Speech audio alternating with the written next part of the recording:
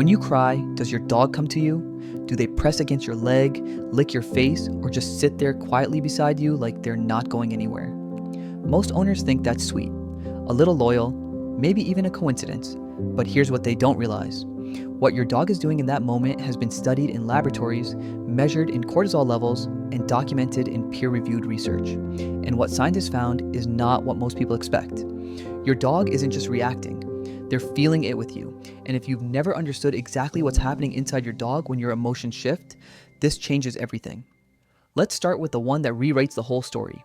This research has emerged over the past 2 decades from a convergence of animal behavior studies, neuroscience laboratories, and veterinary research centers across Europe and North America. Universities in Austria, Japan, and the United Kingdom have all conducted parallel studies that arrived at the same conclusion. What you're witnessing when your dog responds to your tears isn't simple observation. It's a sophisticated biological response rooted in the deepest evolutionary relationship between dogs and humans. The mechanisms are so complex that scientists are still uncovering new layers of how this works. Each discovery adds another dimension to what we thought we knew about canine emotion and canine cognition. 1, your dog doesn't just hear you cry. They feel it in their body. Have you ever noticed your dog change before you've even made a sound? Before the tears come, before your voice breaks, they're already moving towards you. That's not a coincidence. Dogs read you through 3 separate channels simultaneously: your body language, your scent, and the sound of your voice, and all 3 change the moment your emotional state shifts. Researchers at the University of Lincoln found that dogs can match images of sad human faces to distressed human vocalizations, even when the face belongs to a stranger and the voice is speaking a language the dog has never heard at home. That's not learned behavior. That's hardwired recognition. Your dog was built to detect that something is wrong with you. But here's the part that goes deeper than most owners ever think about. When you cry, the chemical signature of your tears and your skin changes. Your cortisol levels rise, your adrenaline shifts, and your dog's nose, which is capable of detecting chemical concentrations up to 100,000 times lower than yours, reads every single one of those changes in real time. They don't need to see your face. They don't need to hear you. They already know. Before you fully registered that you're upset, your dog has already registered it for you. Think about that. Not only do they detect your emotional state, they detect it before you've named it yourself. This sensory capacity is so refined that researchers have documented it in working dogs trained for medical alert purposes. Service dogs for people with depression and anxiety can predict emotional crashes up to 30 minutes before humans notice any external symptoms. The dogs aren't watching behavior. They're reading chemical signals that haven't yet translated into visible expression. Some dogs have been trained to alert their handlers to panic attacks before the handler experiences a single conscious symptom of one approaching. The precision is almost impossible to overstate. A dog's olfactory system contains roughly 300 million olfactory receptors compared to about 6 million in humans. They're living in a completely different sensory world than you are, one where your emotional state is constantly broadcasting itself in ways you can't perceive. Your dog is aware of you in dimensions of awareness you don't even have names for. 2. Their cortisol rises when yours does. This is the part that stops people. Most owners assume their dog is comforting them from a place of calm, like a steady hand reaching down. But that's not what's happening. A landmark study measuring salivary cortisol in dogs found that when humans cry, their dogs experience a measurable spike in their own stress hormones. Their heart rate climbs, their nervous system activates. The same biological signature of distress that's happening in your body begins happening in theirs. Researchers call this emotional contagion. It's a primitive form of empathy, documented not just in dogs, but in humans responding to infant crying. The difference is that in dogs, this response appears to be stronger in reaction to sadness than to any positive emotion. Laughter didn't produce the same effect.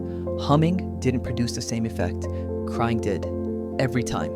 A study from the University of London confirmed that dogs approached crying individuals, both their owners and complete strangers, significantly more often than people who were simply humming, even though humming is equally unusual and novel. They weren't curious, they knew the difference, and they responded to it not with interest but with concern. That's not a trained behavior.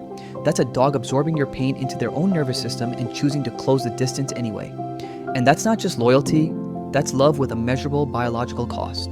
What's remarkable about this stress synchronization is that it happens across the owner-dog relationship and even with dogs and humans who have never met. When researchers brought in unfamiliar crying people and unfamiliar dogs with no prior relationship, the dog still showed elevated cortisol levels and approach behavior. The response wasn't rooted in specific attachment. It was rooted in something more primal, more universal across the species. Something in a dog's neurobiology automatically triggers concern when they detect human distress, regardless of whether they know that human. This suggests the capacity isn't learned within a lifetime. It's been selected for over thousands of years.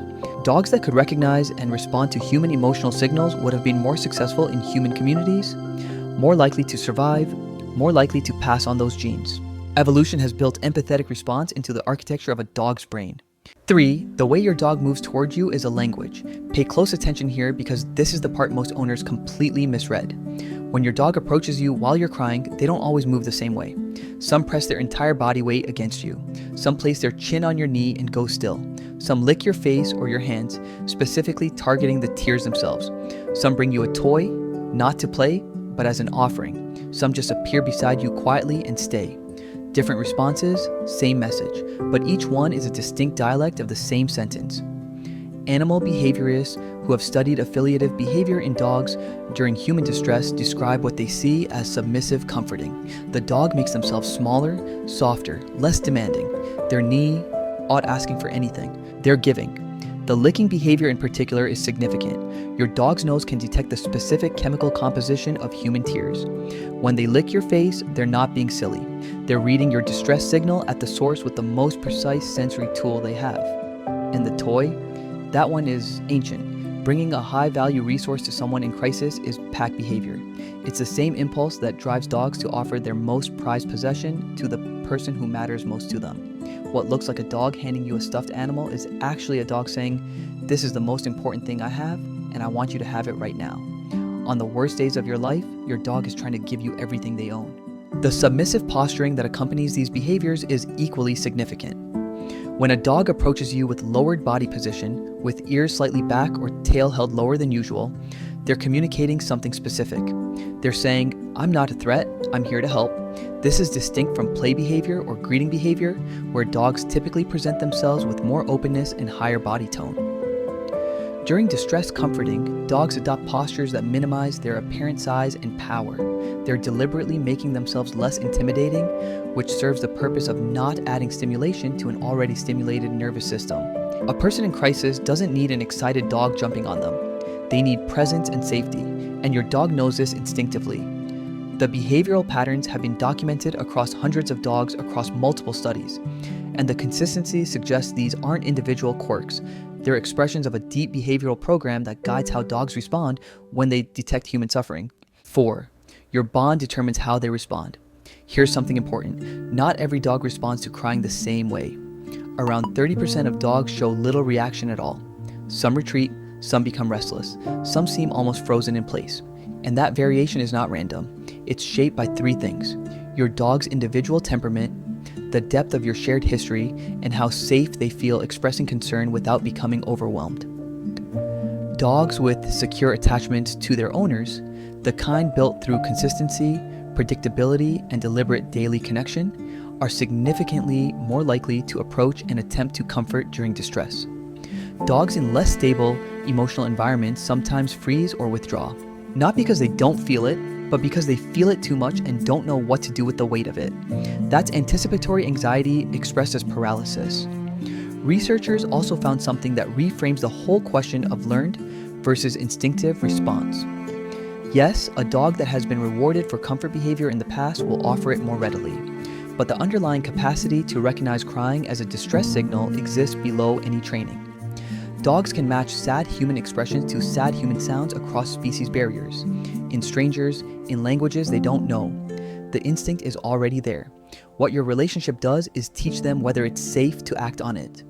The dogs who press closest in your hardest moments are the ones who have learned through 100 small daily signals that being near you is the right answer to almost every question. 5. What their brain is actually doing while you cry. This is the moment most people pause and genuinely reconsider what their dog is. When brain imaging research was conducted on dogs, scientists discovered something they weren't fully expecting. Dogs process the emotional tone of human vocalizations in a region of the brain that mirrors the area humans use for the same function. When your dog hears you crying, their right hemisphere becomes more active than their left. That asymmetry matters. Research on neural processing in mammals has found that the right hemisphere tends to dominate during responses to negative emotional stimuli. Your dog is not simply hearing an unusual sound. Their brain is processing your distress the way a brain processes something that matters emotionally.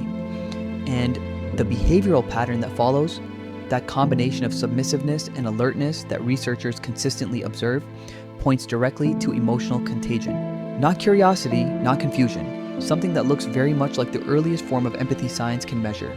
Some researchers are careful to say this isn't empathy in the full human sense. They draw a line between emotional contagion, which is absorbing the feeling, and true compassionate empathy, which requires understanding the source of the pain. Your dog may not know why you're hurting, but they feel that you are. And the question of whether that constitutes empathy may matter less than the fact that they came to you anyway, that their cortisol rose with yours, that their body registered your pain as a problem worth solving, that they pressed against you and stayed. In the end, your dog can't fix what's wrong. They know that. But there is something in them, something shaped over 30,000 years of living alongside humans that refuses to let you carry it alone. And on the days when you're not okay, when you haven't said a word to anyone, your dog already knows. They already came to find you. They're probably already there.